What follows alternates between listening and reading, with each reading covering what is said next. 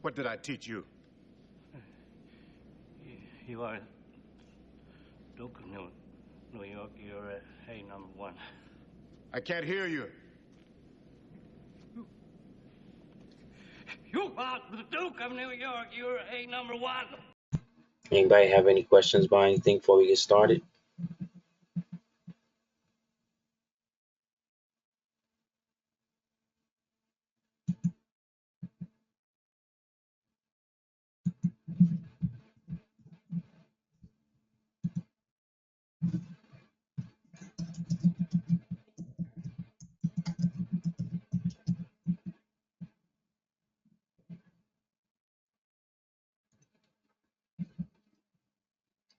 Islam, Brother Jay, the barbarous years. The barbarous years by Bernard Balin.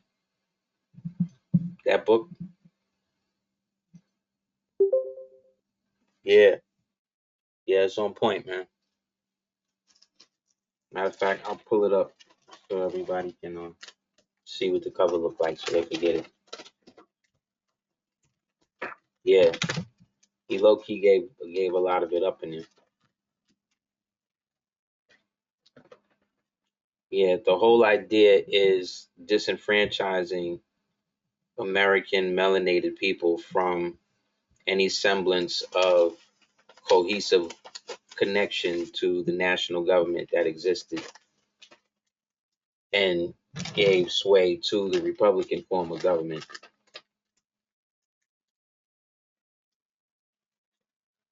Yeah, indeed. Brother Jay said, yeah, very interesting between the 1600 and 1675, which would be 600 to 675.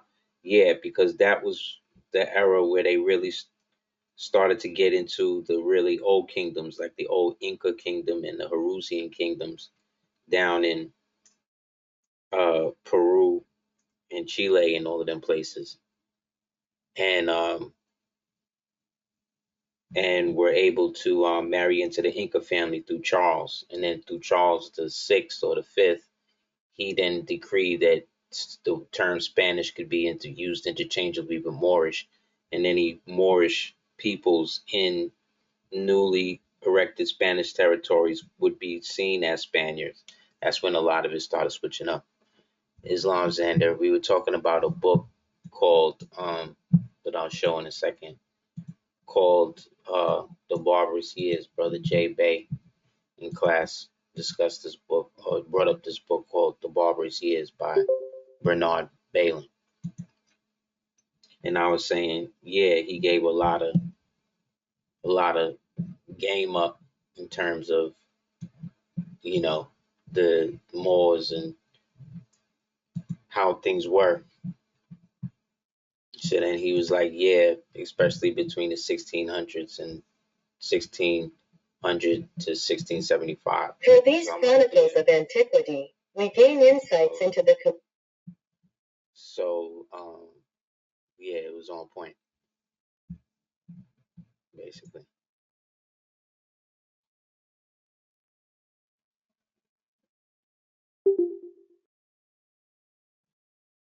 Islam, I appreciate you.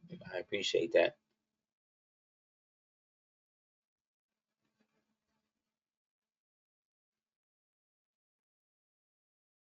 Definitely, you can definitely hit me up again.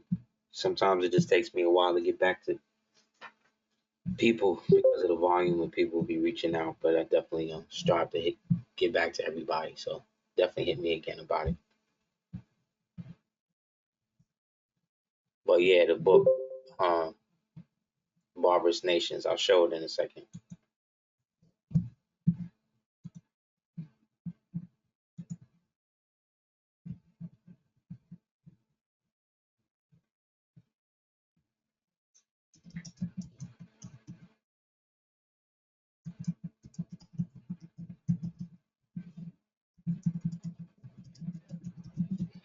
Anybody have any questions about anything before we start?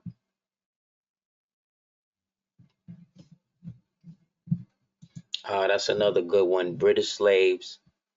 Brother Principus Shabir wrote, British slaves and the Barbary Corsairs by Bernard Cap.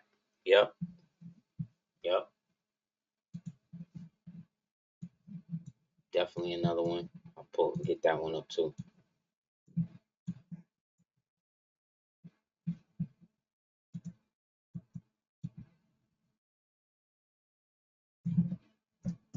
Yeah, the age of piracy in modern history is also referred to as the age of adventure. Okay, and in the age of adventure, that's where all the so-called Barbary pirates and all of that stuff was popping, clicking off at.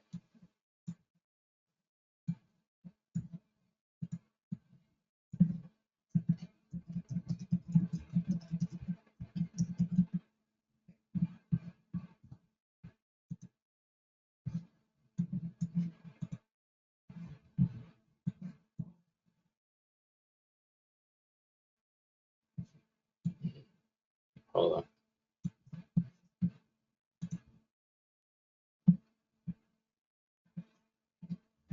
Brother J. Bay said, yeah, in the book they showed there was no separation between church and state. Exactly, because there really is no separation. George Bush, when he was in office, put something in play called the faith-based initiative. Like, there really is nothing in law that says that there has to be a separation between how the church and the state deal with things. Usually, because remember, this is reorganized Rome. So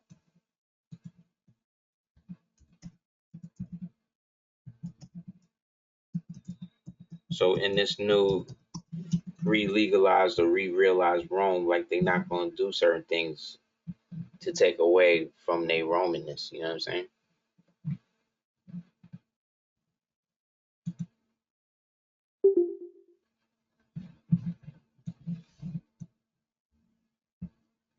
Also, what we perceive as their ability to, pursue their gains at the cost of everybody else, they got that through that. When they say that it was the age of discovery, like, that's what they're really talking about.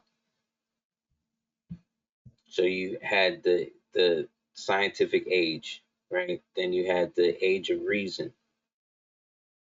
Well, excuse me, you had the golden age, the bronze age, right? The iron age, the silver age, right? Then you get into what they call the dark ages, right? Which then gets into the medieval ages, right? Which then get into the age of reason. Then it's the age of discovery. Then it's the age of adventure. Then it's the age of industry. You see what I'm saying? So you're talking about a successive wave of thousands of years, because remember, an age is 2,164 years old. You round that off to about 25,000 years. So if they're talking about these things happen in the span of ages, we really, really don't or can't rely on their aspect of dating, or really any aspect of full dating and accounting post reconstruction outside of that which can be verified by oneself. And even in that, you have to remember that this was all ushered into during an age of total repression and subversion of how truth and reality was disseminated to the people. Like, there was a reason why they made laws against Moors breeding at a certain age, at a certain time, and why they were more successful at that at certain times than others. And it's usually due to the cycles of understanding and relationship that we have been experiencing at the time, more so than an outside factor creating such. You understand what I'm saying?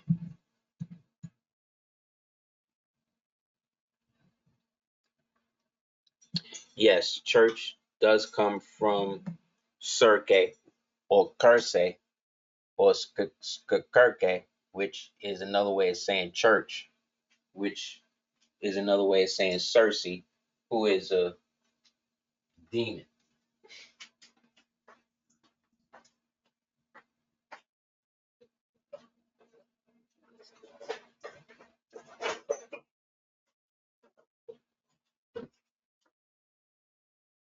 A demon, outside of the words and stuff that are attracted to or come to mind from that word, are just anything that supports the manifestation or the indulgence of the lower self.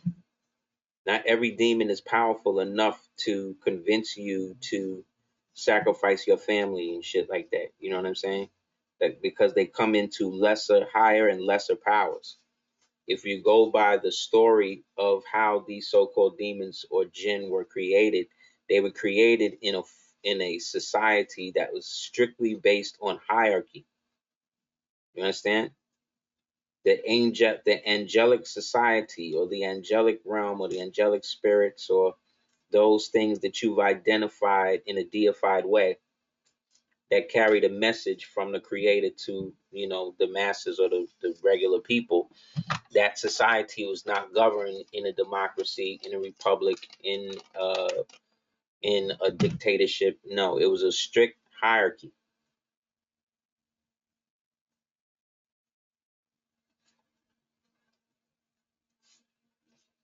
Excellent point. Brother Jay said, yeah, during the time of the 1600s, their literacy rate was lower than 20%. Yeah, and we're talking about the educated ones. We're not even talking about the ones that's not educated. Because you got to remember, what they tell us about West Asia is also predicated upon their understanding or our understanding of what Europa and all of that it is. Because right now, in the mind of the colonized mind of the original people, Europa was always a Caucasian continent. You understand? There were never no black people there. There were never no melanated people there. None of that really happened. So there can be melanated people, according to them, there can be melanated people in Egypt, or what they call dark-skinned Caucasians, whatever that means, right? People like Zachary Hawass and Metatron and these YouTube people. But the reality of it, though, is that they'll accept that. They'll accept white Europeans in places like Egypt. You know what I'm saying?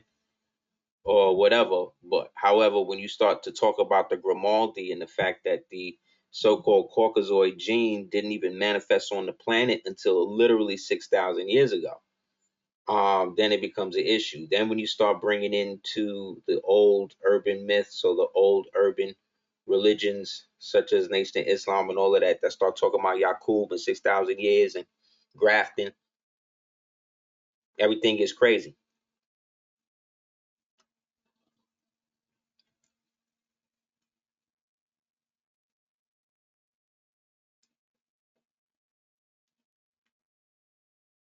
Think about it.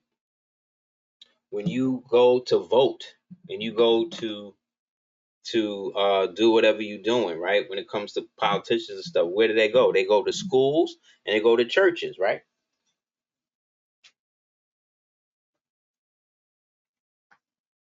To speak to the people, get votes. When the whole shit went down with Fannie Willis, didn't she go to the church? Then they came out with some more bullshit out against her or whatever, and what did she do? She went back to the church, right? But how can the DA that's supposedly outside of that ecclesiastical purview, why would she be going to church to discuss DA stuff? Isn't that a mixture of church and state?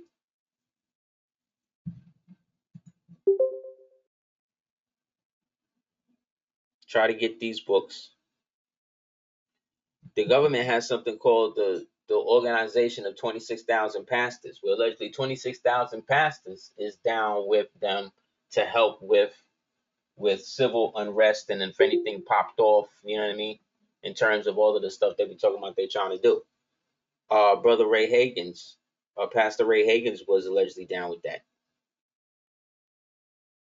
To show you how close it is. Why do you think all pastors and all of these people are also Freemason brothers? Because that's the hidden hand, the unseen aspect of that. Because people, when you think and you bring up Freemasonry and oh, you know, it's just extra conspiracies and things like that. But you gotta understand, everything works in a hierarchy, just like I said, and in the angelic system that these people base their systems on, they're basing it on what these fallen ones have done. And in their system, the hierarchy is what fulfills and passes the messages, right? And so nothing has changed in that, especially those people who've emulated that system to create control over the so-called world as we know it today. So definitely these books basically definitely get into the roots of the Moorish Empire in America, as well as how much sway we have or had over here during those times or during those specific periods. You know what I'm saying? And the fact that the term European didn't mean what it means today. You know what I mean? Just like if I say you're colored today, we know that that color came into view through the Pleckler racial system that was initiated to denationalize Moors, take their lands, convert them to Native Americanship, which would make them foreign, and then give that regency or that agency that they had to now the white people who've paid $5 to use that name to be able to take the place of that individual.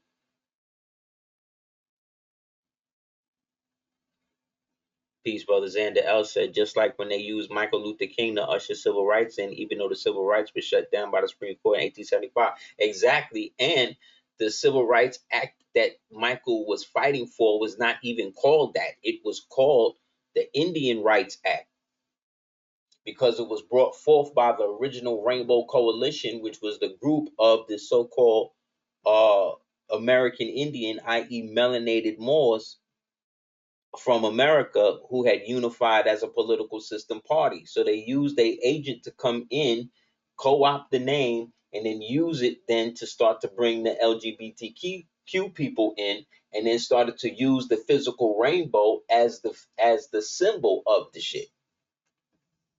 When initially it was about the original people. Look up the origin of the Civil Rights Act, of the Indian Rights Act. In the same year that Morocco as a kingdom is established, in which then they deny the internal or the external aspect of the Al Mahgreb Al Aqsa, which is us in the empire.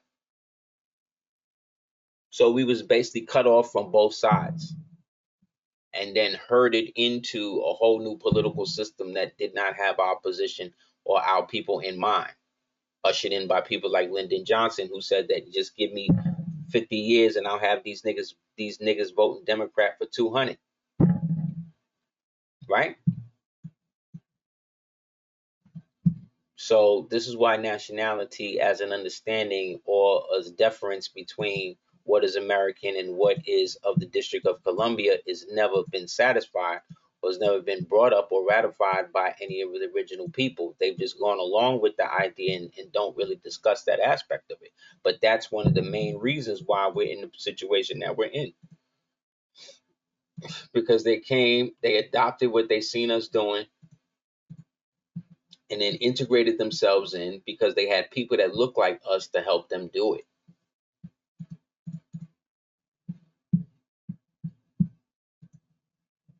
All these original people at one point or the other started out, well, all of these places on earth started out as so-called melanated people.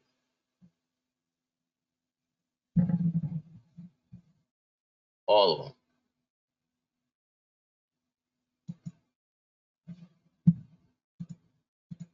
All of these countries, all of these regions. The problem is that we don't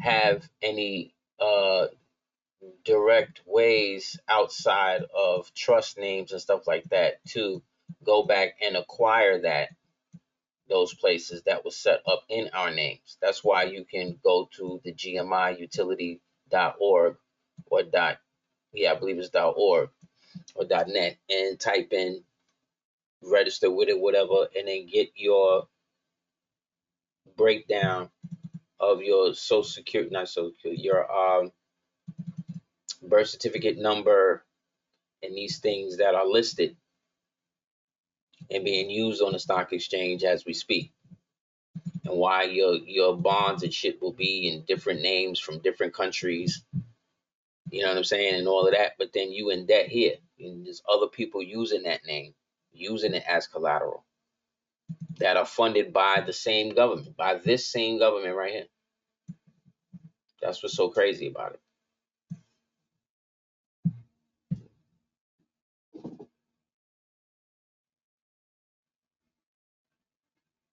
Yeah, Putin got all of that over there because the Renaissance never hit that place. They was never hit with the Renaissance and the hiding of the racism and shit and all of that, and the black icons and taking all that shit down. They never had to experience any of that. So they kept all of that. That's why, like, there was no slavery in Russia outside of what they did to the serfs, what they did to the Caucasoid serfs. But they really wasn't complaining about none of that shit up until the early 1900s when they started shipping them over here.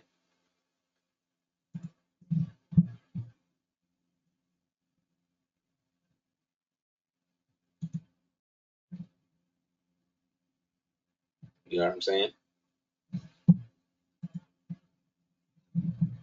So, like I said, it was a concerted effort to disenfranchise us and take us away from our connection to any of the empirical data that allies us and links us not only to the landmass of our birth and forefathers, but who we are today and how we're supposed to be benefiting from that, the same way that you have people whose families own territories and properties for hundreds of years prior to this, and they all living off their inheritance today. So it's the same way you could be doing it. But the only reason why they're able to do that is because you aren't, or haven't been given the proper tools to do that, due to the fact that we have people who look like us that are doing dumb shit to throw people off of how it's actually done. So when you ask, well, why would they do that? They would do that because they want to keep the present status quo the way it is, because they descend from families that always did this. You understand?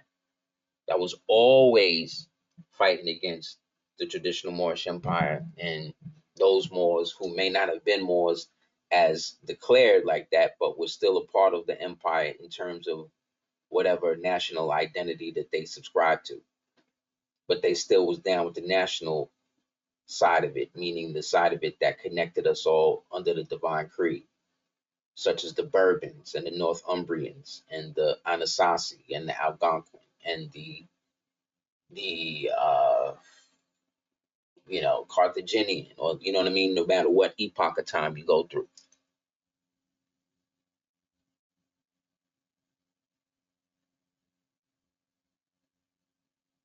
You know what I'm saying?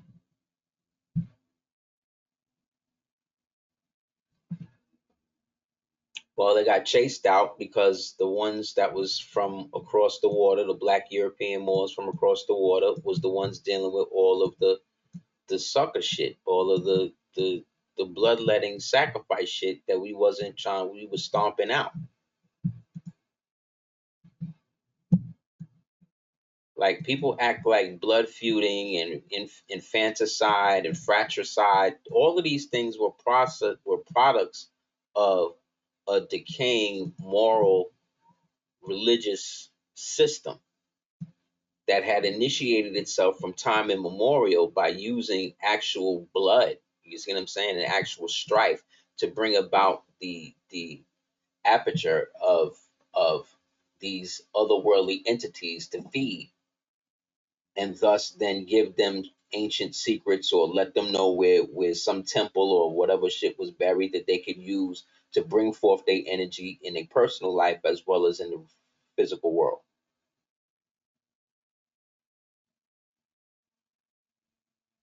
You understand?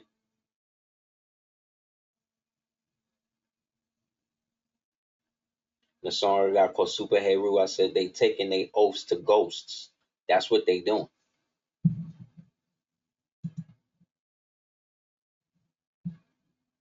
So the ancient flags of Morocco. The red has considerable historical significance in Morocco, proclaiming that the descent of the royal Alawite family of the Prophet Muhammad via Fatima, the wife of Ali, the fourth Muslim Caliph. Red is also the color that was used by the Sharifs of Mecca, right, and the Imams of Yemen, right. From the 17th century on, the Morocco was ruled by the Alawite, the whites, the white people. See, Alawites. That's the white that they keep talking about when they say, oh, well, to be white, you have to be of original peoples of North Africa. Those were the Alawites, the whites. The Alawite dynasty and flags of the country were plain red, see? But in 1915, 2 years after the Prophet established the temple, remember, temple been proper since 1913. That place over there didn't become Morocco till 1956. And it says here that they didn't even have the red flag with the red flag with the green star on it in between this time.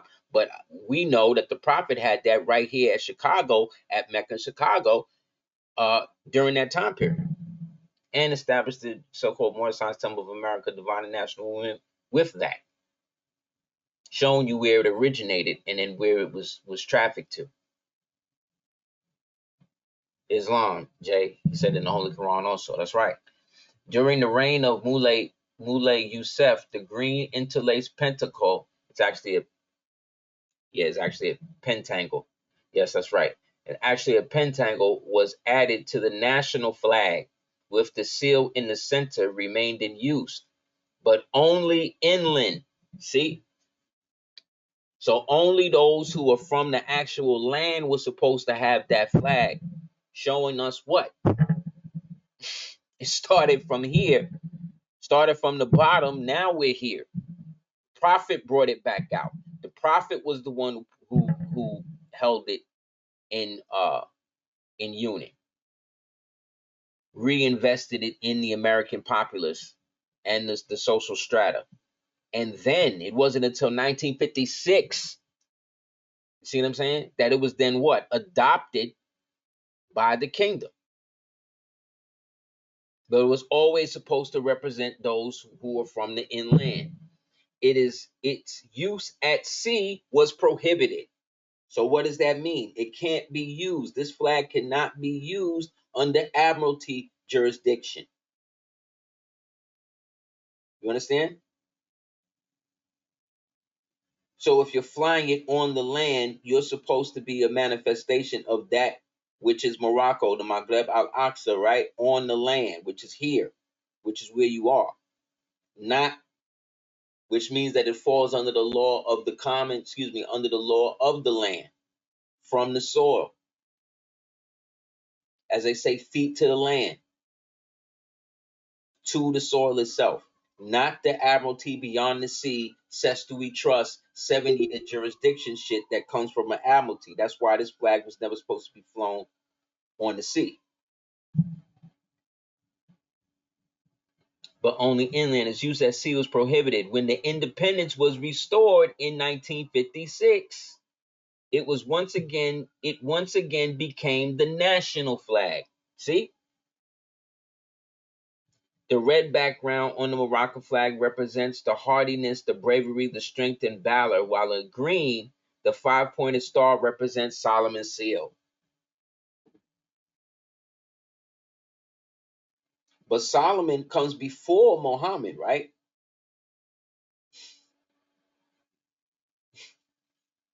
Right? In terms of the biblical stories, right? One do come before the other, right? Okay, so by bonding this to the Solomon now, the pentangle to Solomon, let's read what it say. The green, see here, it calls it a pentagram, but it's actually a pentangle. The green pentagram or pentangle shown on the national flag of Morocco is often called Solomon's seal. Its origin might date back to where? The Babylonian Empire of 2000 BC. So now we went from Muhammad's time to Solomon's time. Now it's taking us from Solomon's time to when? To the Babylonian Empire, which is about 2,000 years. So when the Moors say that the red flag with the green star is over 50,000 years old. You see, we not lying. Y'all niggas just don't know y'all history and where these ensigns and the difference between a flag, an ensign, and a banner and these things are. But why would you? Because that wasn't your culture. That wasn't what y'all was dealing with.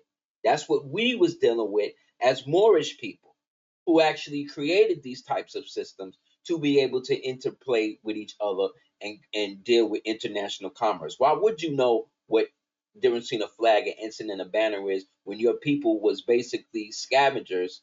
You see what I'm saying? Who was basically living in wiki-ups and teepees and stuff and living off of animal hide year round, year in, because you didn't come from a civilized culture like that. We did. And that culture was assimilated. We'll see. Look, Solomon's seal. Its origin might date back to the Babylonian Empire, 2000 BC. The pentagram might be represented by what? The goddess Ishtar, assimilated by the Muslims to Fatima. Now, what did we just say? What did we just read here? We just read what? That the red is the color that was used by the Sharifs of Mecca imams. Boom, boom, boom. Oh, wait. Here we go.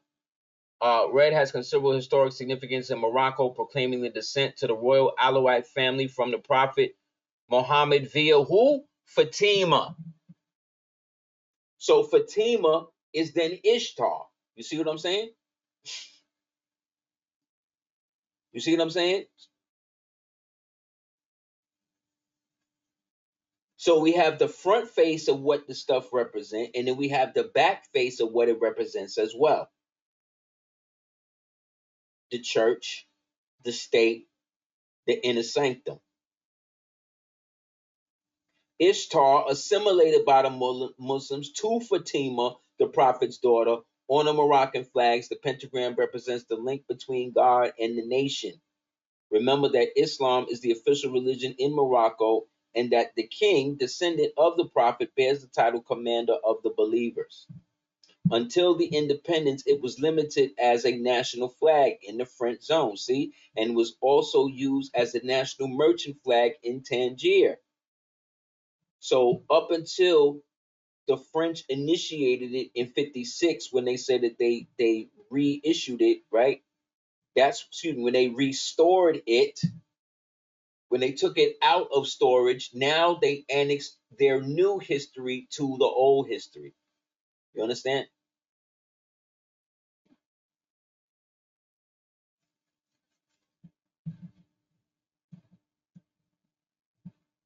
Granada was a totally Islamic city with the most personnel of its own Islamic machinery and administration of local government still in post. The continuity,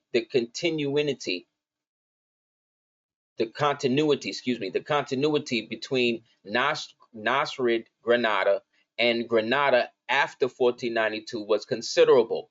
We have a list of those who held office in the first any tournaments of Granada under the Catholic monarchs. You see?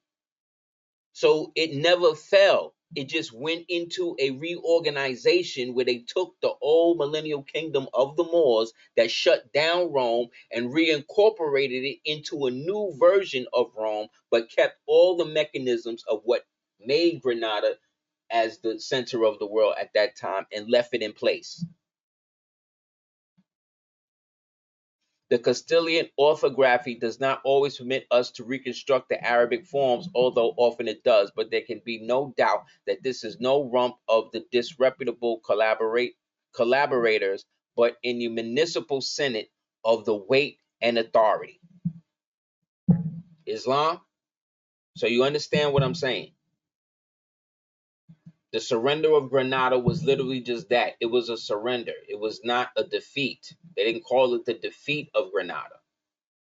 And they said that the Moors were conquested, right? But the Moors did not. What they did, based upon the selling of the kingdom through El Zagal, which we'll jump into in a second, they reorganized it and put it under this new version.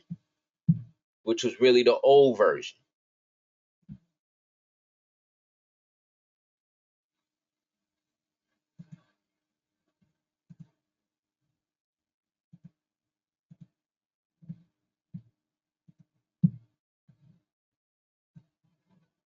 Okay, let me pull this out.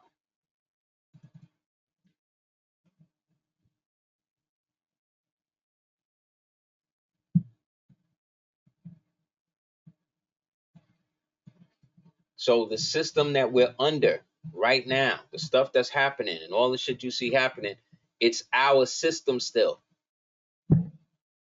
They didn't have their own. They could not create their own in enough time to train their people how to be under it. So they had to adopt it and then just put a different color of paint on it.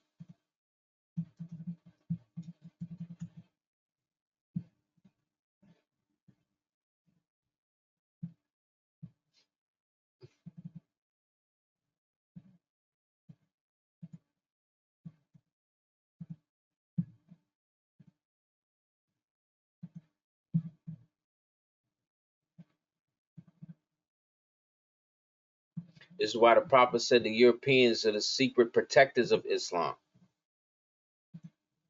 It's kind of like in Terminator. When the Terminator is coming to kill you, he's coming to kill you. But then if you can find the cheat code to turn off that aspect of its program and then use and then reorganize it to become that, then it becomes your best friend, right? That's exactly what's happening with this shit. It used to be you used to have to be a certain way around Moors, and they would literally cut your head off and keep it moving. And everybody would see the head on the ground and know, oh, this nigga disrespected the Moors or done something to dishonor the, like it wasn't even a question.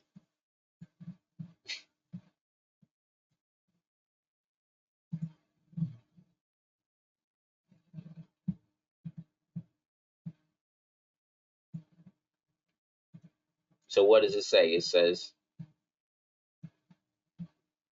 the al-qāḍī, right? Muhammad ben Abdullah el Chorant, Qāḍī Muhammad el Pequeni el Motanensin el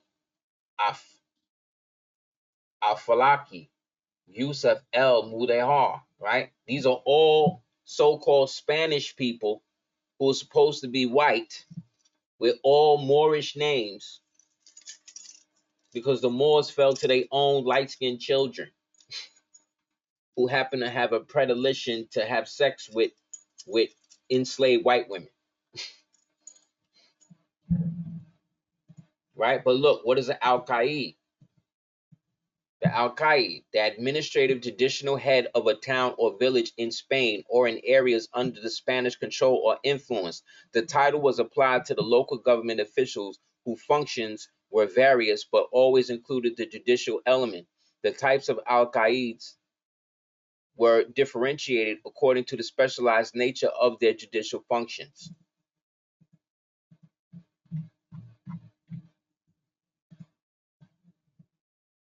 Look, what language is al-qāḍī? Al-qāḍī, or judge, an administrative judicial head of a town or village in Spain or in areas under Spanish control or influence. The title was applied to the local government officials whose functions were various but always included the judicial element.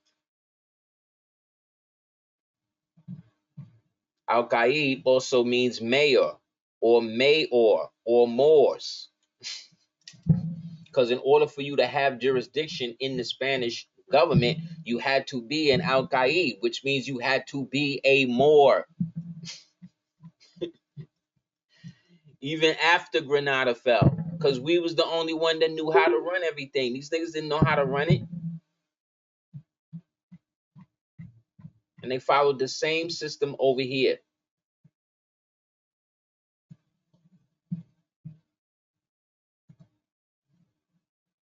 Yeah, al-qāḍī, that's the name of the Moors who were running shit here in America and in any place that was Spanish, because anything that was Spanish was Moorish territory. And that's how everybody looked at it. Just with a new veneer on it. We're just going to call it this now.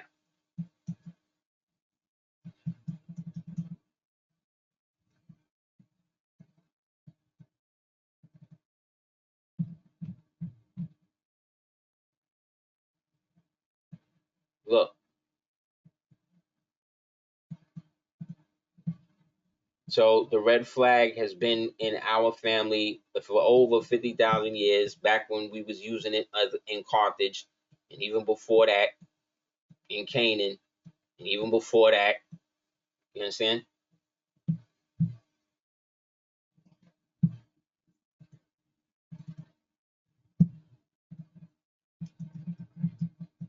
The sheriff and the marshal and all of that type of jurisdiction, that's what this jurisdiction is.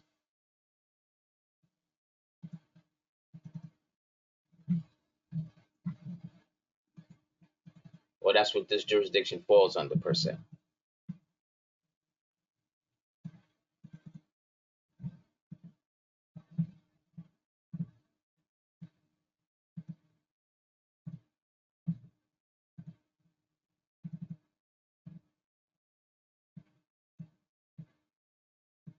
They got us always thinking that white people, Caucasian people, African people, some other people is responsible for what the hell is happening to us.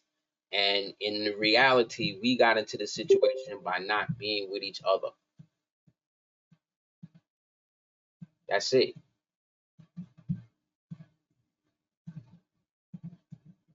So remember, we just read al-qāḍīs, right?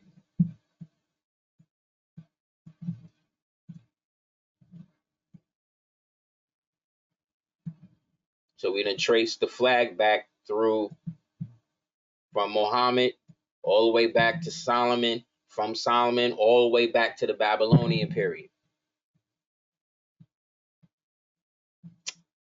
Yes, they used a version of that.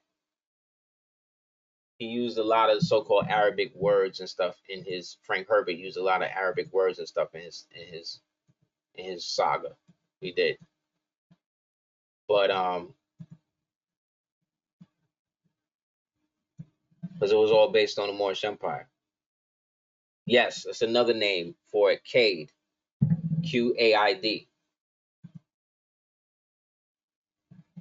See, Alcalde or Alcalde rule, the nature of local government in Spanish and Mexican California. Because remember, the term Mexico comes from Mexica, and that means Moorish. Doubtless the most important single officer in the administration of the local government in California, both before and after the American conquest, was the alcalde. This magistrate, who was a part of the time-honored governmental system of the Spanish colonies, was an adaptation of the Arabian and Moorish alcalde or alcaldí or village judge. The practice of selecting an alcalde remained in some towns in Spain after the Moors were expelled. That's it. You see what I'm saying? You couldn't run nothing in Spain, New Spain, which was the new Moorish Empire, without an old Moor doing that, whether you was Catholic or not. Which means the empire did not fall, it was surrendered and then reorganized into this new version of what it became now. Because when the United States ended the wars with Spain and all of that and agreed to pick up all of the treaties that existed, that Spain was obligated to, that Britain was obligated to, that France was obligated to, they then all fell back under the jurisdiction of us. Which is why they could not use the red flag as the flag to represent admiralty. It could, when it was flown, it was always flown to represent those of us that was in the kingdom, that was in the empire. See, the flag of the Spanish conquistadors, the flag of the crown of Castile on a red flag. Look at that.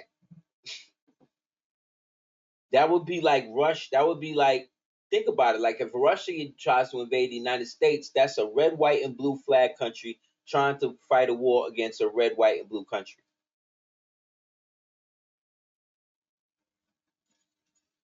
You see what I'm saying?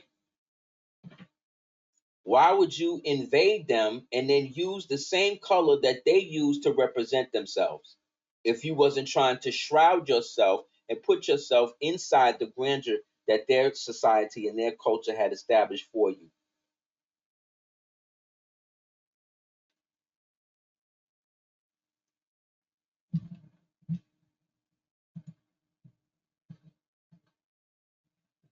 So it all lines up with what we just wrote, what we just said. And the office of the al-qāḍī was in every state in the Union. In the research that I've done on it, every state in the Union had an office of the al-qāḍī.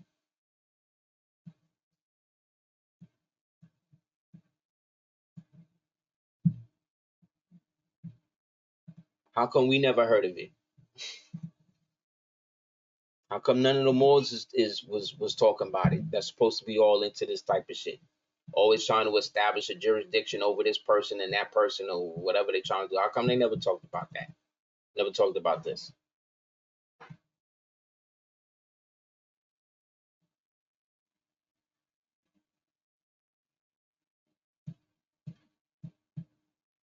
But what happened was the power of the al-qāḍī was absorbed into the district court, into the district courts of the United States.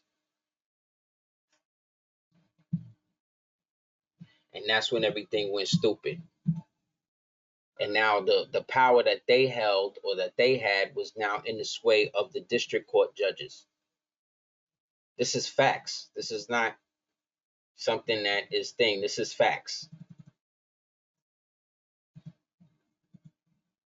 Which is why we're always supposed to be in an Article 3 situation, because we're always supposed to see an al-qāḍī type judge, a judge that's a part of the old empire. Not one of these foreign magistrates that want to take us out of the republic and try us in the democracy. And then they started taking the land from the descendants. What does it say? It says the term al-qāḍī has no precise English equivalent. You see, so you can't even bring it into English law because there's no law in English for it. The closest you have is Latin, and it's Spanish, and that's only because these Moors that established this were speaking Latin. Nonetheless, significantly recognized as an efficient unit of government to be extended to the colonies of Spain. You see that? And included and described in the Recopilación de leyes de los Reinos de las Indias, right? From the laws of the Indies. The government procedure, the governmental structure of all Spanish colonies. See? So the structure of all the Spanish colonies came out of the Moorish governmental style. The term al-qāḍī has no precise English equivalent, closely corresponds to judge or justice of the peace, was adopted for various offices in the government of the Spanish colonies. There were, for example, the Alcaldes de Criminen, the Alcaldes de Minas, the Alcaldes Ordinarios, to mention a few. The leading civil magistrate, however, in the colonies of New Spain, where the local government was more or less uniform, see, was the Alcalde Ordinarios. Early assuming patriarchal characteristics, the Alcalde Ordinarios was considered as the father of the village and was more often than not elected to office. You see, this is also where the Don culture came from, in the Omerta, right? Where you have the Don, like in Sicily. Right, Don Corleone, and they got the old Dons that's living up there on the vineyards next to the olive groves and shit. This is where all of this is coming from. That's why Spain is so reminiscent to Midwest and Western states in California, because all of that was under the same jurisdiction of Moors that's like the ones on your screen here in America. When the Franciscan missionaries of Santa Cruz began baptizing and burying the Indians, see, the Moors, they carefully recorded the name of their rancheras, see, at the same time bestowing the name of a saint upon the community. The Indian name as recorded was, of course, a what? Phonetic spelling in Spanish. See? Suquel Aptos and Zayante were the only rancheros in Santa Cruz country whose Indian names have survived. Suquel Rancheria was of sufficient importance due to the size of the baptism on its chief as Balthazar. What Indian in any cowboy movie that you ever saw was named Balthazar?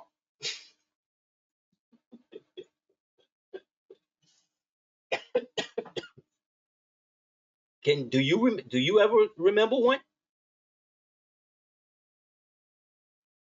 So why do all of these Indians have all of these Moorish so-called Arabic names? What's up with that? What's up with that?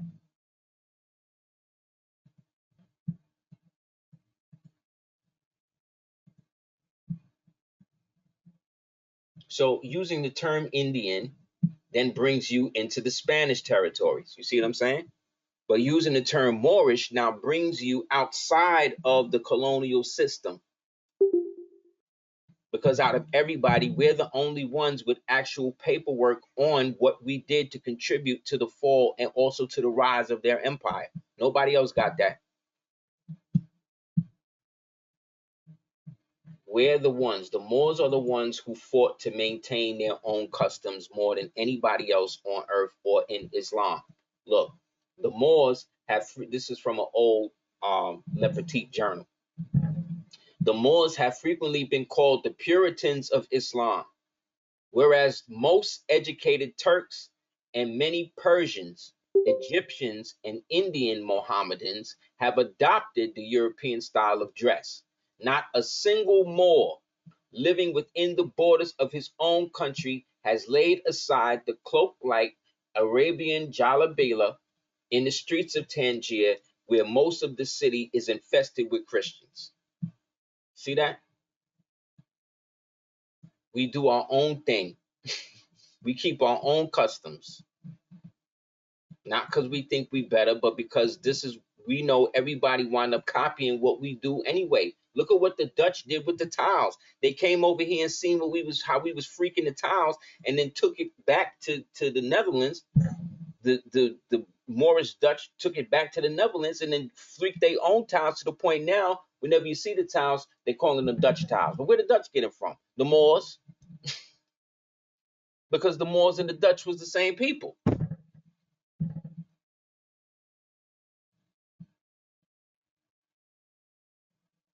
So the Canaanites, the Phoenicians, the Carthaginians, all of these are Moors. All of these are the same people. The Celto-Iberians. All of these are so-called Moorish peoples.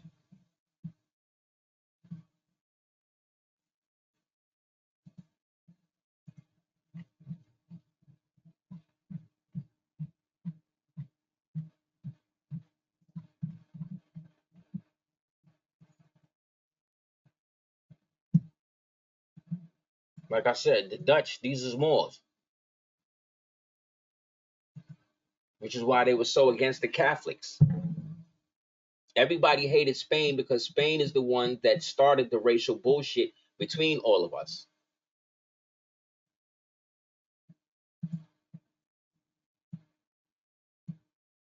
To force Moors into their new version of what they wanted this thing to be through torture. You had to have money to stay away from all of that. And then all of that plunged the whole empire into 250 years of 369 years of intermittent conflict. You know what I'm saying? That we still dealing with today. We still dealing with it today. We just don't know it's that. Because none of these things was ever seeded. And so we keep cursing ourselves, talking about how we need unity, but we can't have unity if we always bring in other people into our issues, marrying outside, producing more bastards. Like, this is what keeps us from unifying. Everybody else had their time to heal, had their own country. Now they want to come back over here and destroy it right before we get it back. But the Moorish Empire was in league with the Dutch. We was in league with the British. We was in league with a lot of these so-called European nations, which is what gave them the right to come over here. We wasn't just letting white people over here and just giving them ramshod to do what they wanted to do here. We wasn't just doing that.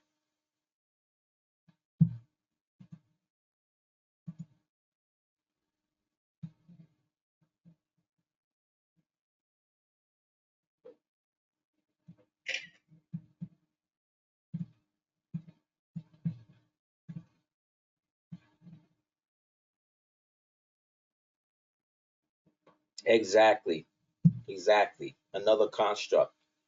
Because like I said, they started to call themselves different things to appear different and to separate themselves from the greater ones of us that wasn't with the shit.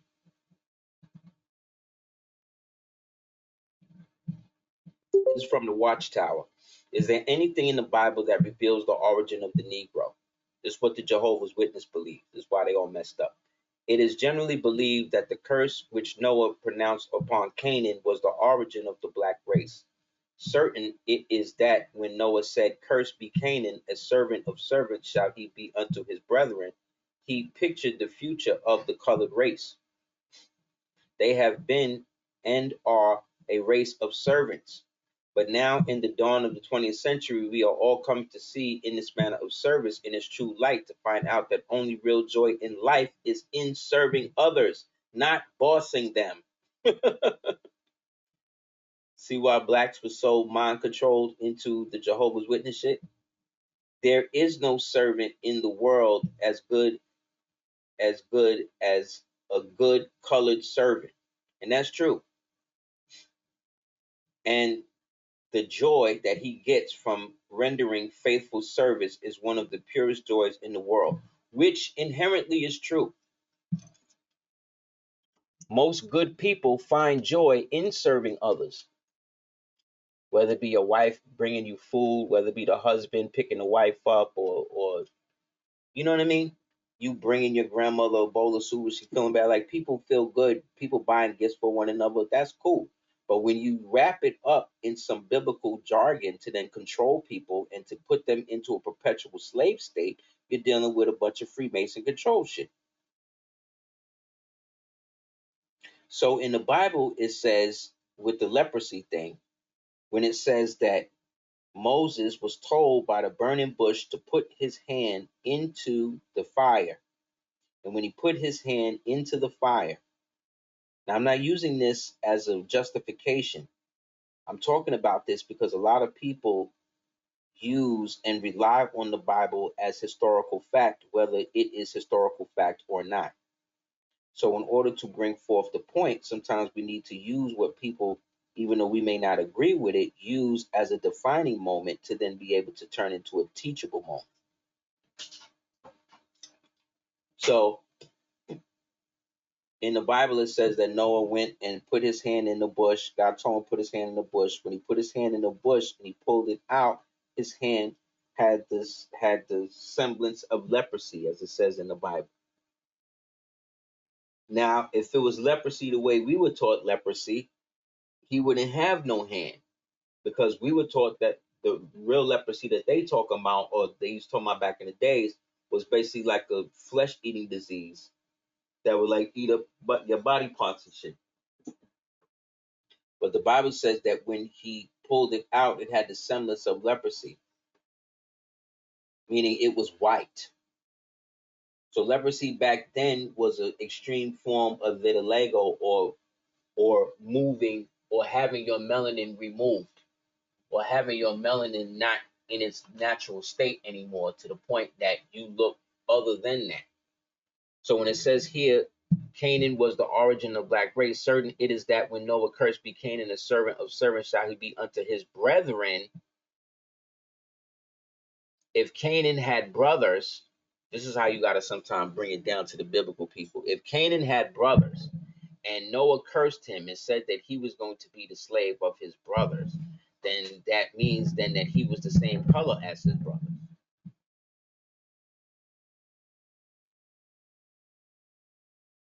Because they're not talking about that. They're not talking about bloodline. They're talking about the recessive gene now. And thus he pictured the future of the colored race. And they have been and are a race of servants because they have been serving. Everybody's ends but their own. However, the servitude began only 6,000 years ago,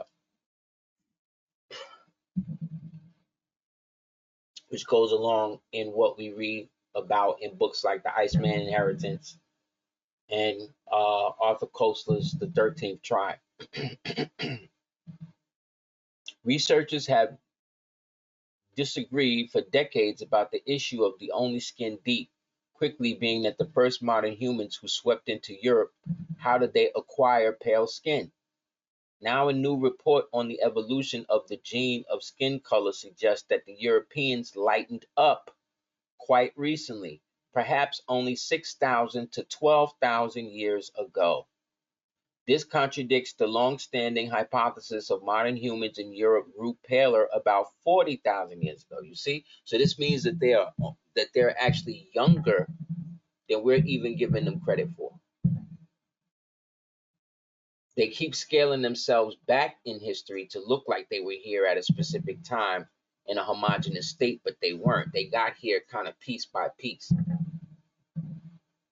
Under the dark skies, pale skin absorbs more sunlight than dark skin, allowing ultraviolet rays to produce more vitamin D and bone growth, calcium absorption.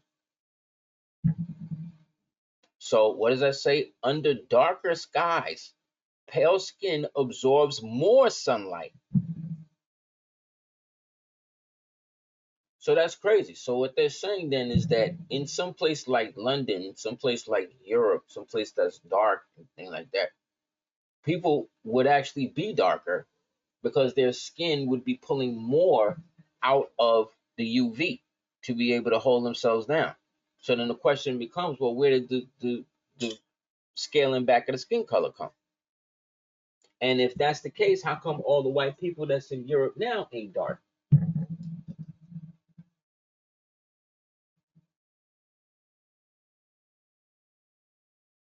The genetic origin and spectrum of human skin color has become one of the big puzzles of biology. Not if you understand biology. Researchers made a major breakthrough in 2005 discovering the gene SLC24A5 and apparently causes pale skin in many Europeans, but not Asians.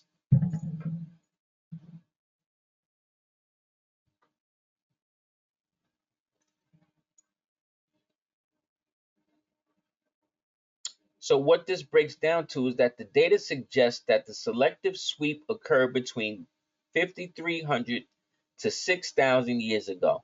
But given the impressions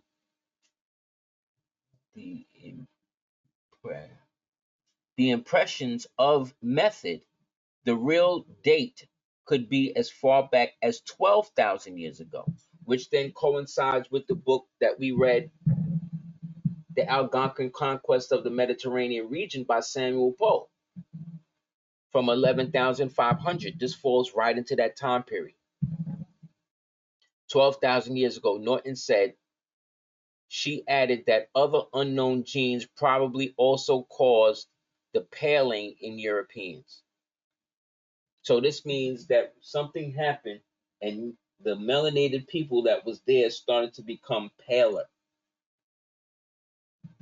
which may be different than the wood wolves and them people that was already there. So maybe, like we said, there was a cross-pollination where these paler melanated people started to merge with the Neanderthals that we read about in the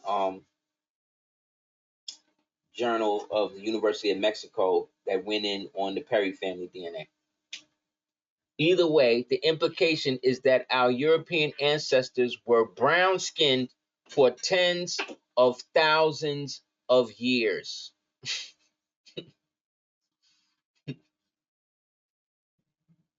He argued that the early immigrations into Europe, who were hunter-gatherers, herders, fishers, survived on ready-made sources of vitamin D in their diet.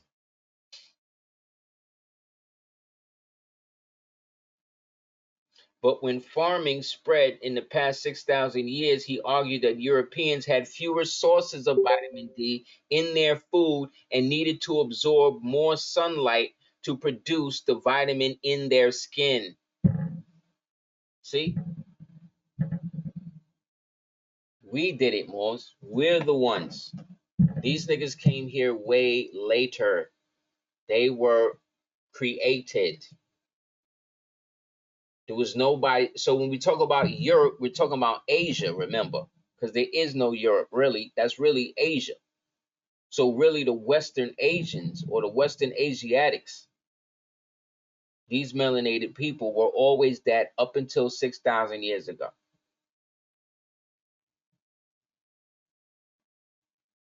The biggest history rewritten Europeans. Europeans were born in the Bronze Age. See that? The biggest DNA study on ancient people rewrites European history. Modern Europeans were born in the Bronze Age after a large wave of immigration by a nomadic people known as the Yamnaya, who came from the Russian steppes in the it happened in the 3rd millennium BC. So they came from the caves. You understand? They telling you they came from the steppe, they came from the caves. This was the Neanderthal mixing that we read about.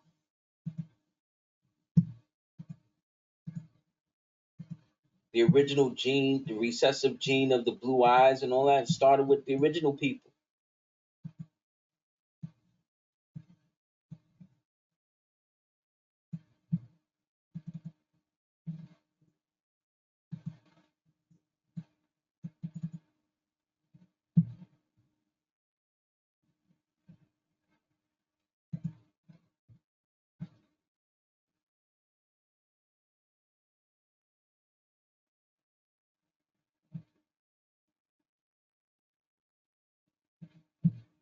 Islam. The Ali Bamu were serious fighters. They were seriously against a lot of the integration of all of that. Seriously, and fought tooth and nail against it, like most of the Mississippian cultures. That's why Mississippi was ground zero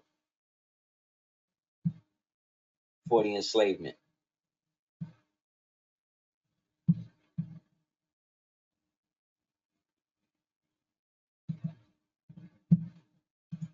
The bottom line is we're the original people of all the original peoples, people. And we've been here so long at this originality that we done forgot.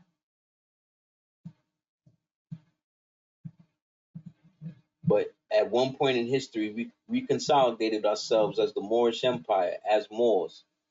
And in that, we brought light back to the world for such an intense burning time that once we started to fall from our noble nature, that's when everything started going piss poor around the rest of the world.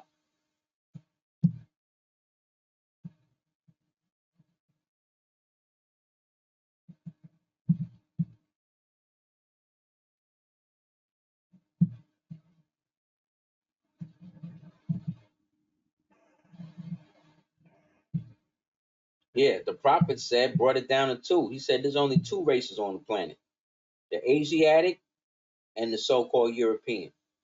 So he's looking at European from a race, from a conglomerated race of those connected to us by way of the ancient Canaan bloodline.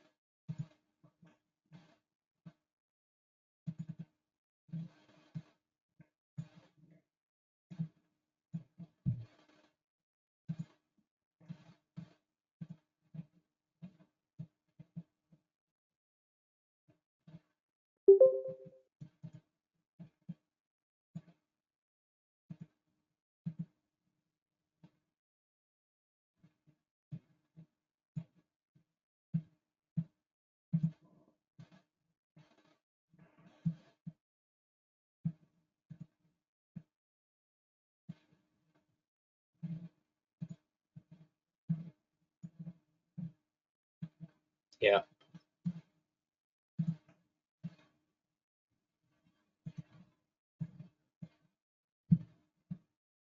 We meet the contradictions, for we accept to trace Boabdil in. We accepted to trace Boabdil into exile.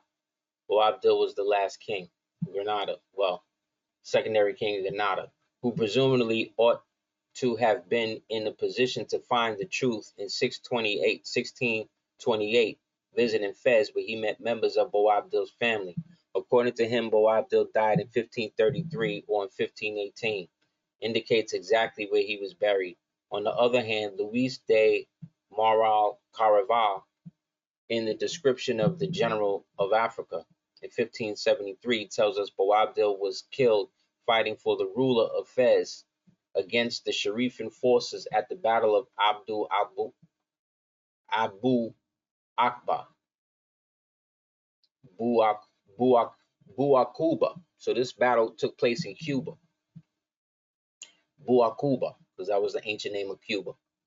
As Mercedes Garcia Arnial points out in her addition to the retaliation of the origin of the Sharifs, Boabdil in this battle took place in 1536 when Boabdil would have been about 80 years old.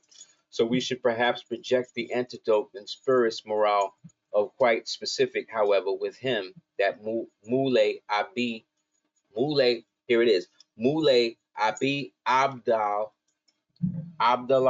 El Zagoabi, El Goazalabi is Ezagal. Zogoibi, in this book is Ezagal in the Time Walker book. The king of Ezagal, whatever, king that was of Granada, who having surrendered such a famous city as to the Catholic monarchs, Ferdinand and Isabella, had passed across to Barbary here in America and resided with the king of Fez. In this battle, El Zagoibi died, which made mockery of the fortune, for the death struck him as he was defending the kingdom of the Sultan. So here, that's what happened after. Here it says what? The Vatican was satisfied that the knowledge of the old Moorish Empire is no longer known by the civilized European nations. See? Giuliano della Rovere becomes Pope Julius II. Abdullah El Zagal, right, who is Zagoibi, has been executed. So the existence that the signed treaties with the Indians of the Americas does not exist. You see? That's why they was able to switch everything, because you had certain Moors that was so dirty they would sell the whole kingdom out just so that way they could get theirs and they can go to another part of the empire and stun off. But these Spanish Romans who had just bought their titles back through this purchase didn't know how to run the empire. They didn't know how to do none of that.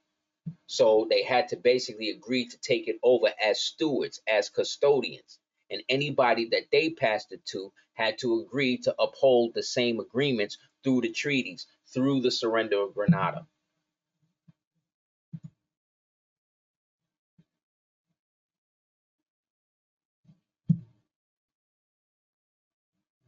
See, in the same year, Giovanni de' Medici becomes Pope Leo X. He picks up the rumor that is stated to contain the signature of Abdallah Ezagal, who was also Ezagoibi, when he was the king of Spain, that ended in 1491. You see?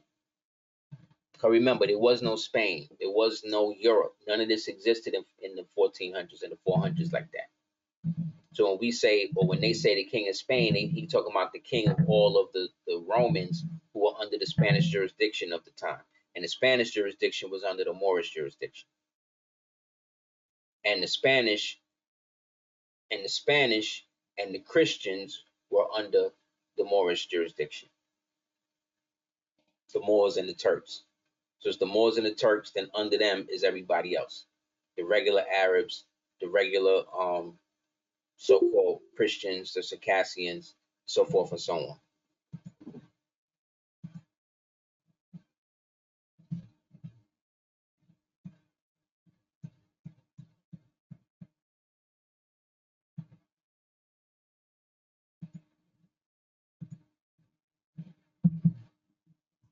So in order for them to have any power, they have to be elected to the court, the district court.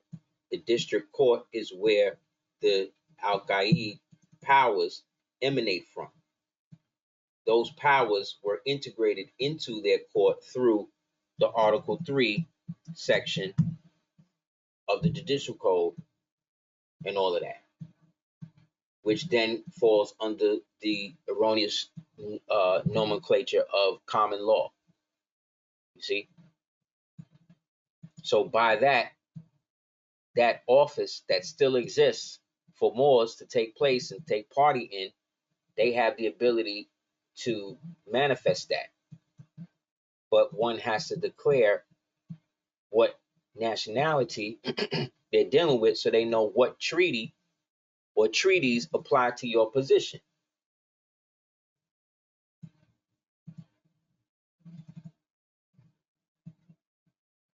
Islam?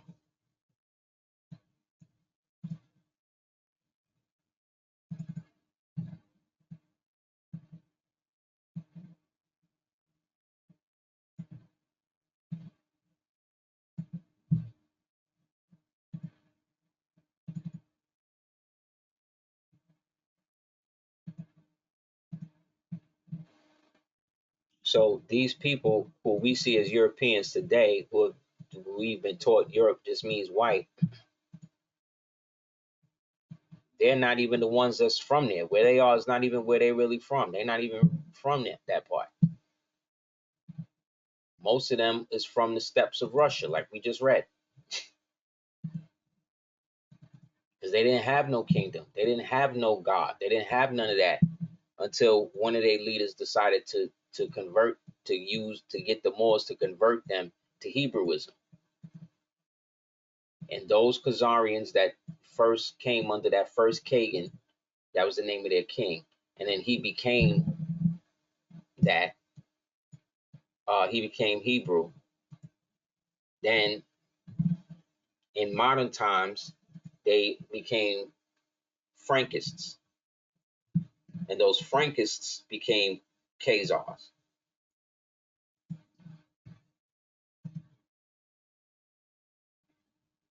The law of the Indies is what we read about in that excerpt. The entire bodies of laws issued by the Spanish crown for the American and Asian possessions of its empire. See, they regulated social, political, religious, economic life in these areas. The laws are comprised of a myriad of decrees issued over centuries. And the important laws of when? The 16th century, right, Jay?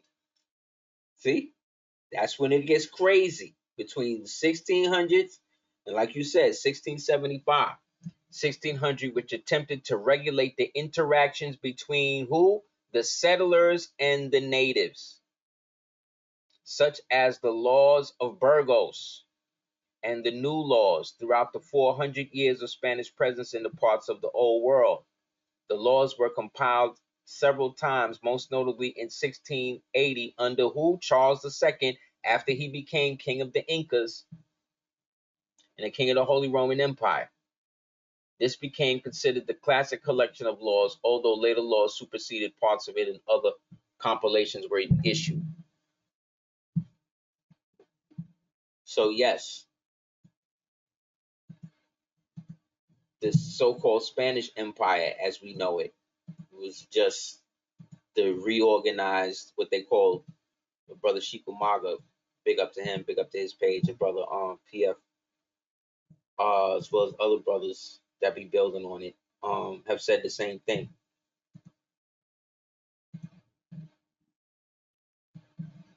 The empire and everything was already over here, and they just reorganized it to bring it into this new fashion, but they had no political standing outside of the religious fervor of them being Christians. And so they needed Moors to be able to still create the transitional government. In 1878, his association, as depicted to its former presence in the Bulgarian Museum by a notice Baron von Sacken's descriptive catalog of the imperial ombrus, collection printed in Vienna in 1855 were among the rare objects from various parts of the world. It is mentioned as follows. Number 3, a Mexican headdress, about 3 feet in height, composed of the magnificent green feathers studded with small plates of gold. This specimen was termed in the inventory in 1596 as a Moorish hat. So you can't say that we didn't go from Moorish to Indian to all of these other fake nationalities and shit that exists. Because Montezuma was a Moorish king, according to the same article. Just as you see the Moors on Easter Island with the fezzes. That was interesting.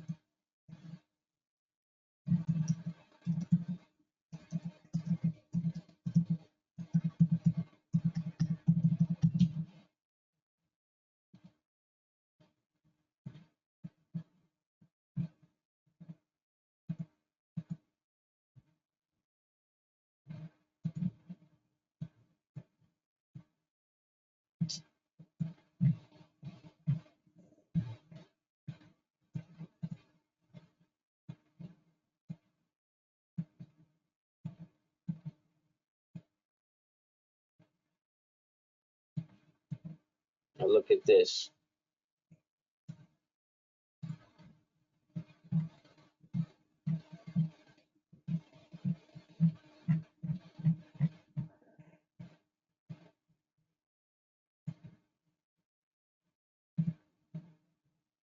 Now look at that headdress, and then look at this.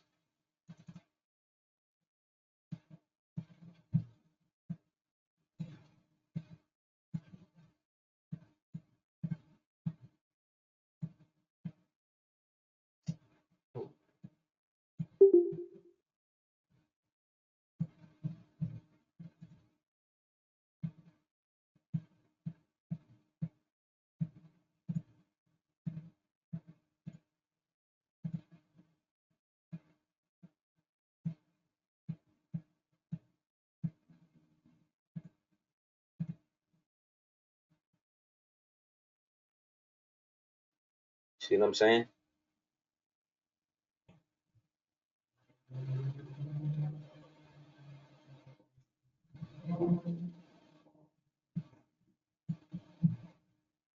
Yeah, this is Seminole from right here in Florida.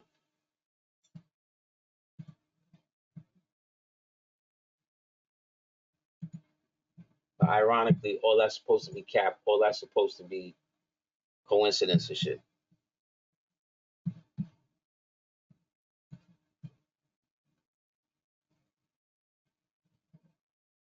So if you can, also check this book out, The Dawes Commission, The Allotment in a Five Civilized Tribe. Get this book because this gets into the wrap up of what they did in terms of how they switched everything over to the fake Indian shit, using the Spanish laws and using the district court to act as the al-qāḍī.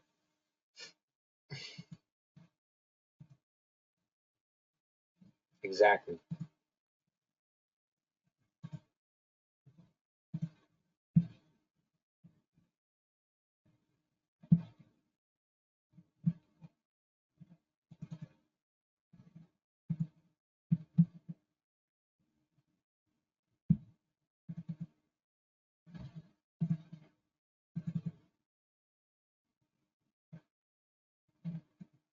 They talk about the American Foreign Legion, Merchant Marines. These are all Moorish imperial designations.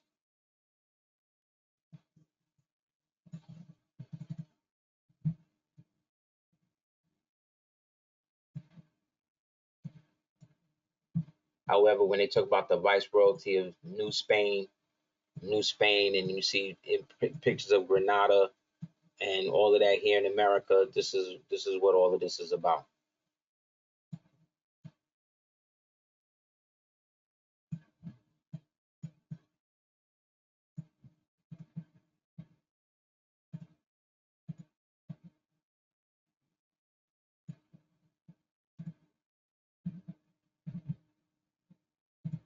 This is here in America they fight.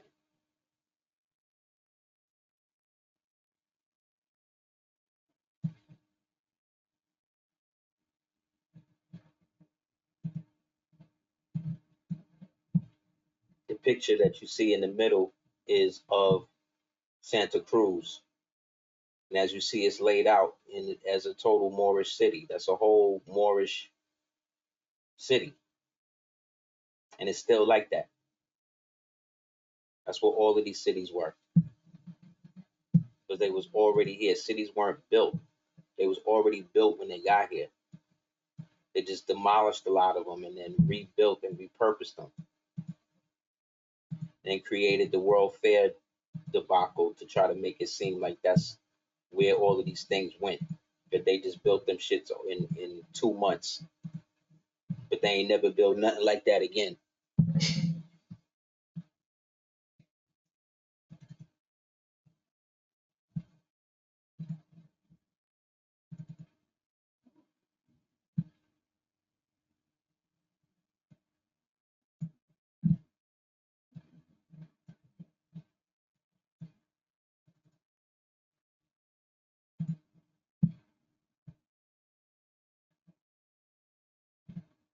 Yeah, because it's the same people, man.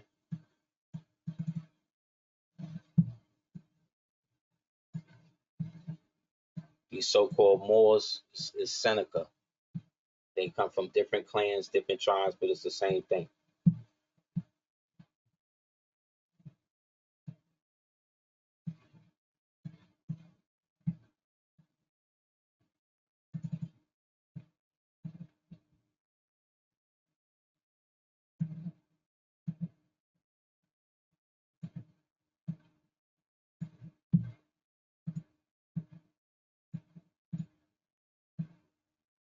On your right, on your left is Moors in old America prior to 1492. On your left is Moors in so-called Spain. In the far right, bottom right-hand corner, you'll also see the King of Spain wearing a red cross on his cloak.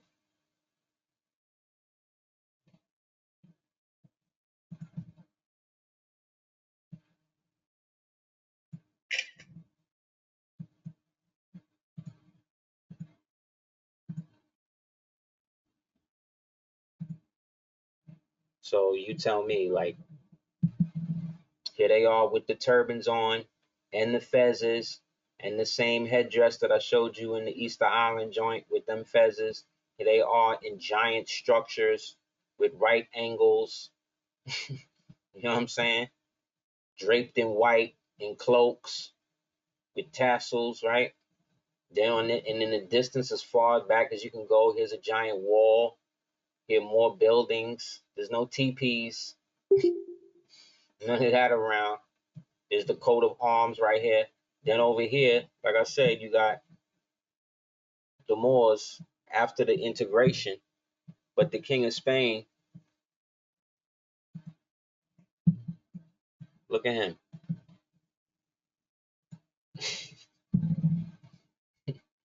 This is after the fall. This is after the wars and all of this. So as we read, you know what I'm saying, that there really was no Spanish Empire as we understand it. That was just absorbed into the reorganized so-called Moorish Empire that the Romans was now going to use and function as stewards for. While the main Moors, the traditional Moors, was supposed to regroup and get their shit together. They never got a chance to do that because then the Spanish decided that they wanted to keep the free labor going. And so they were going to create ways to keep these Moors from declaring what their real nationalities were. And that's when the Inquisition started. Islam. And then that's when the Moors started to call themselves different shit, like Huguenots and Jacobins, and you see what I mean?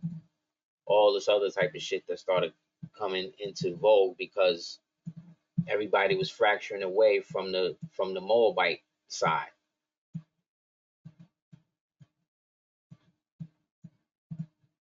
So all the kings and the queens and the princesses and the princes and all of that that was dealing was in the cipher, we was now disenfranchised. And then that went through a generation of illiteracy, and through that generation of illiteracy, they then now could make laws to stop Moors who could declare and knew who they were, whatever, to stop them from reading, and then start to implement them to start going into parishes and wards and asylums and prisons, and then started to re-educate them into this fake institutional understanding that we have now.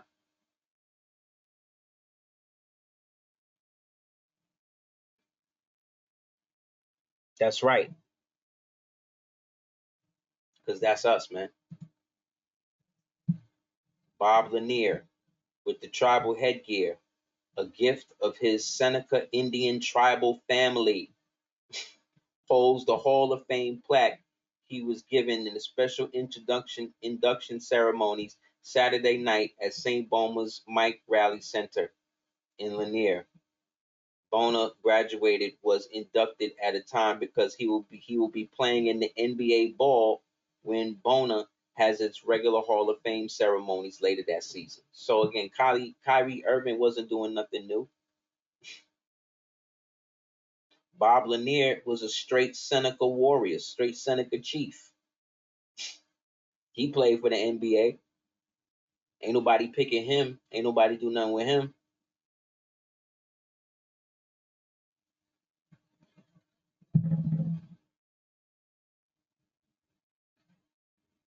Same thing with Opalaka. Yeah, man. That's heavy Moorish out here. When we went to the city office to claim them buildings with the paperwork and everything that we had, they put us in the back room and waited. They had to get the city and the state's attorney to come in to try to figure out a way to block us from what we was doing. And we were so on point that they really couldn't do it. So ultimately, in the end, they flipped up on a technicality that they could fall behind. But these niggas was sweating. They was bringing in all types of experts and shit. Like, they didn't have no wins.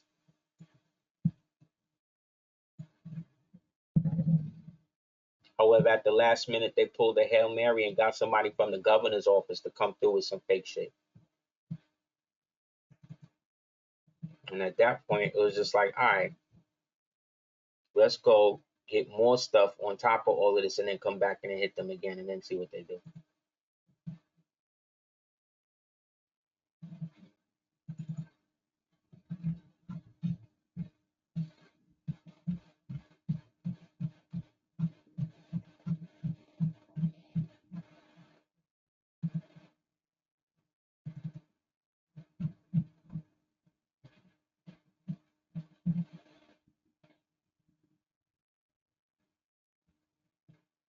Yeah, Nigeria, unfortunately, is very corrupt. Very corrupt. Genius people, though. Nigerians will thrive anywhere. You heard? Anywhere. Anywhere they will thrive and come up.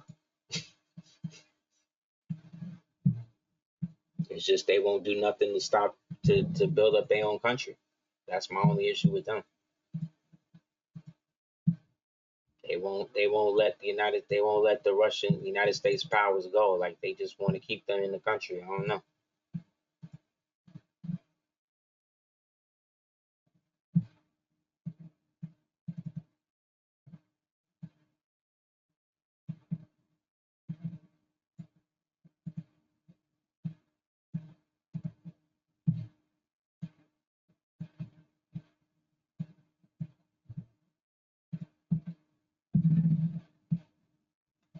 Yeah, see? The Alcaldes of Branciforte-Santa Cruz. The historian Boone, the magistrate who was a part of the time-honored governmental system of the Spanish colonies, was an adaptation of the Arabian Moorish al-qāḍī, or village judge. The term al-qāḍī, which has no precise English. So that's why the English can't have no jurisdiction over it. Because they can't, it existed before the English, before the French. So that means when every new European corporate culture would come in, they would have to then ask permission from the al-qāḍī to bring that power into the district court that they could use for their own citizens. You understand?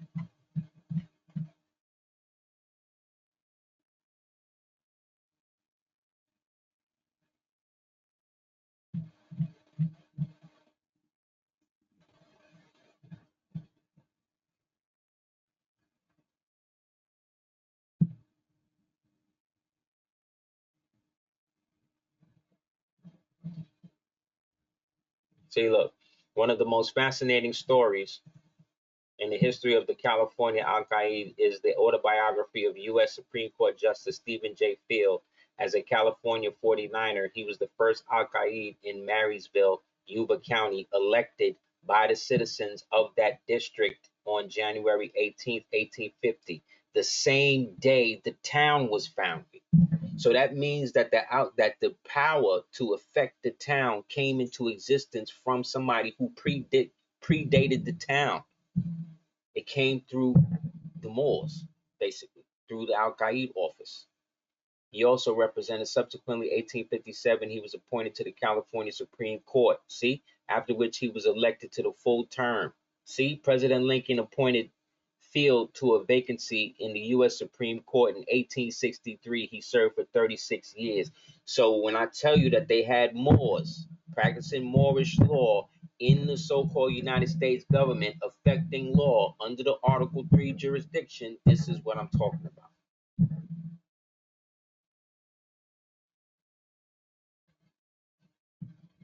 Under the Mexican law, alcalde had very limited jurisdiction, but in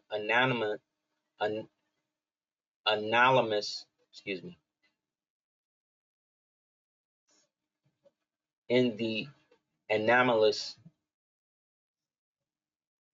condition of affairs under the American occupation, they exercised almost unlimited powers. They were, in fact, regarded as magistrates elected by the people for the sake of preserving the public order and settling disputes of all kinds. In my own case, which was the approval of the community, I took jurisdiction of every case brought before me. I knew nothing of Mexican laws, did not pretend to know anything of them, but I knew that the people had elected me to act as magistrate and looked at me to the preservation of order and of the settlement of the disputes, and I did my best. They should not be disappointed. See that? He ain't even know none of that shit. And they still appointed him, and they still founded the town from that.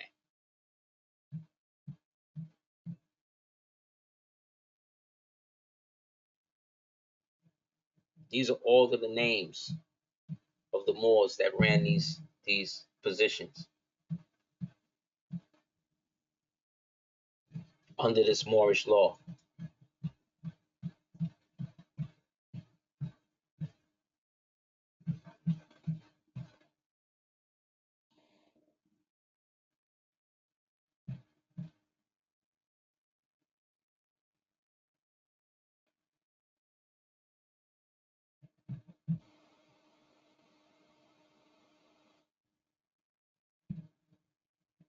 And on this side,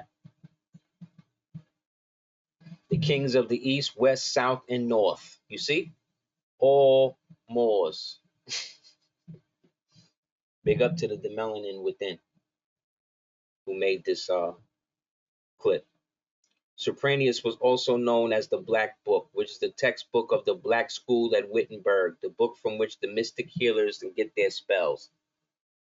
So when you look into the Black School of Wittenberg and you get this Sopranius book, or Sopranius's Black Book, which is one of the main books that they was using in places like Salamanca, which was a heavy Moorish magic world epicenter. Get that book and it'll show you all of this.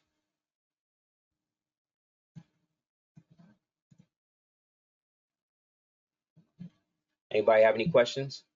Yes. Zorro, his family, the Dons, all of that, that's Alcalde. Zorro was a class of those Moors who had left Spain after the war and was able to set themselves up right. And then the serfs, and who lived under them? The Siberian Indian niggas, right? The imported Siberian slave niggas they brought from India, they worked under them in the Zorro movie, right? They were the peasants, right? And then the Europeans now was trying to come in, and even in the Zorro movie with Banderas, they talk about the Andalusian stallions and how they had Andalusian blood and all of that, right? Yeah. And then he decided to help the serfs, right, by rebelling against his class.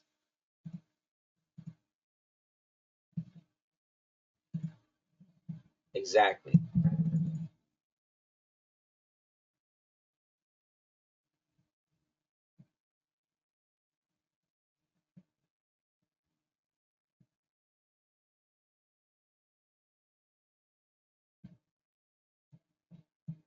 So again, all of these people that they've been telling us was European, and all these niggas was Moors, all these niggas was melanated, as we've been saying, and we have more control, more sway. That's why all of these people stay coming over here for us to marry into their families.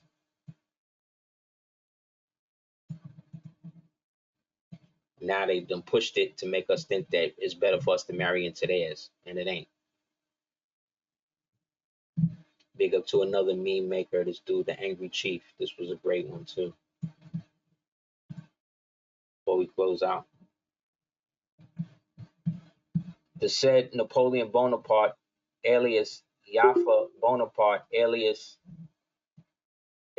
Opium Bonaparte, alias Whitworth Bonaparte, alias Acre Bonaparte, is a Corsican by birth, about 5 feet 4 inches in height, of a swarthy black complexion, dark hair, and eyebrows, and resembles a great deal in person a bear leader, or one of the Savoyards, who play on the reeds at Vauxhall.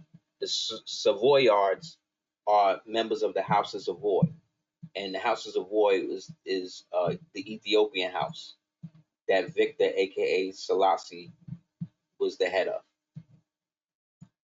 This is a picture again of Charles V, and then this is a picture of him as Carlos Quintos when he took the throne of the Inca Empire, bonding both the old world into the new world over here.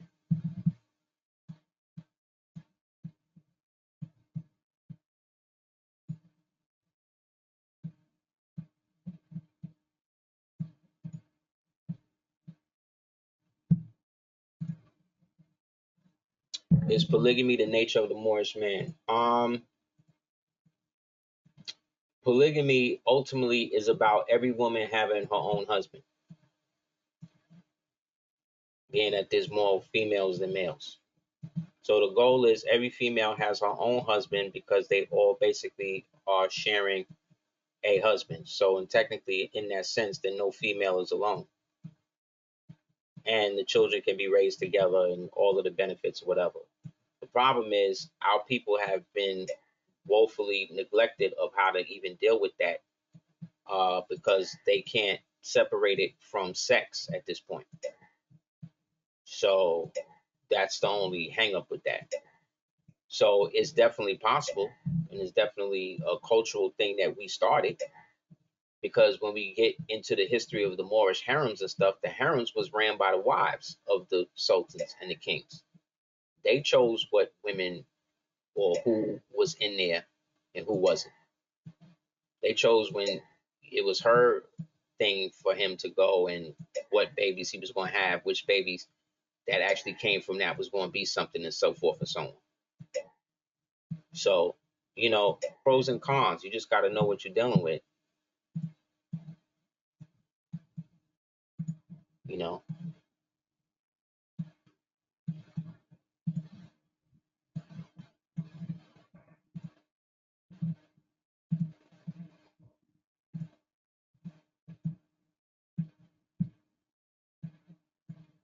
Anybody have any questions?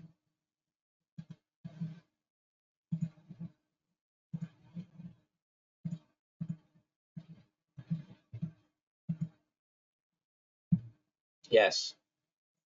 Carlos Carlo, Charcoal, Charles. Yep, definitely.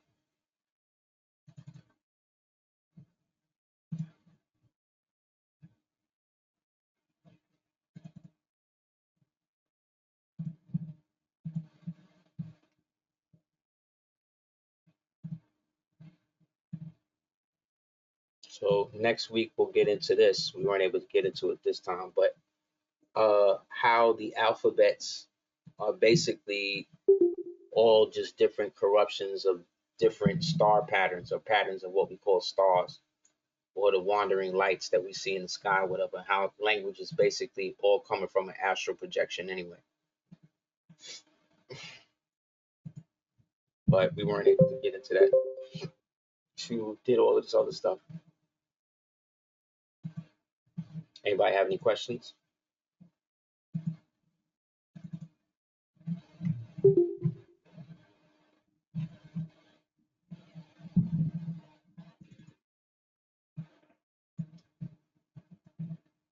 Excuse me, hiccups.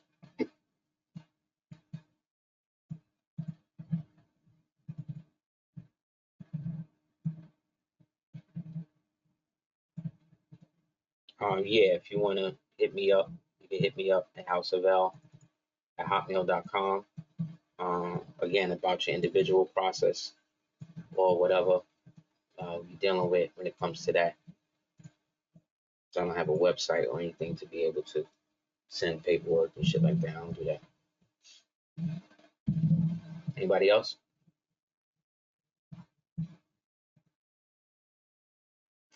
In any event, I definitely want to say thanks to you guys. Definitely, if you can, please support www.Aseer.com. I definitely appreciate it. All my links is there. If anybody has had issues with the app or whatever, just delete it off your phone, reinstall it, and you should be good to go. Also, if you can, definitely please check out the ADOT app. Definitely spread it. Let your friends or everybody else know, especially when they want to deal with Moorish, anybody trying to deal with real Moorish science, Moorish history, Moorish culture. Definitely tell them to check it out. It will be good. Being that I think I'm the only app that exists right now with 100% Moorish American, Moorish Imperial, Moorish, science data. I definitely want to give thanks and praise and support to everybody that has supported me doing that, because they was really getting at me with the delays and everything on the YouTube. Oh, not to mention, please, if you can, definitely subscribe. Make sure you're still subscribed to the YouTube page. They be bugging. But yeah, if you can, definitely make sure you subscribe. I was able to, after 10 years, I finally broke through and have made past 50,000 subscribers. And now it looks like I'm about to hit 60,000. You know what I'm saying? Which is definitely a feat within itself, if you can imagine. So anybody who can come online or can help us push past to that, to break it, because I feel once I get 60,000, then I'll be able to really move past that and eventually get to that 100. Whereas people who have been on the platform way less than me, of course, they'll have more. But again, the subject matter, I already know what it is,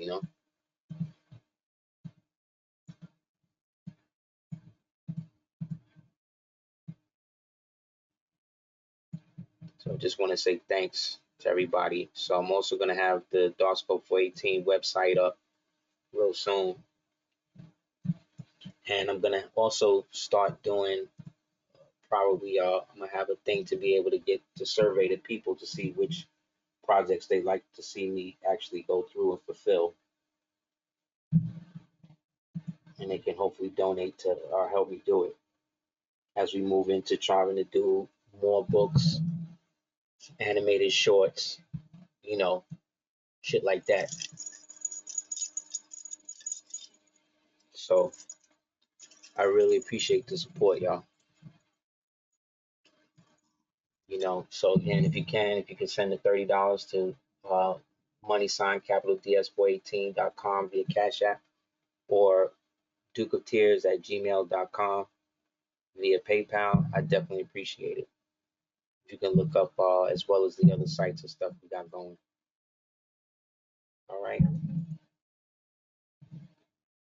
So again, I give thanks and praise to the Moors. Thanks you guys for coming through. Again, if you have any questions, just hit me up, houseofl@hotmail.com. And again, I really appreciate the support and the patience that it's taken sometimes for me to get this out to you. So, honest to you.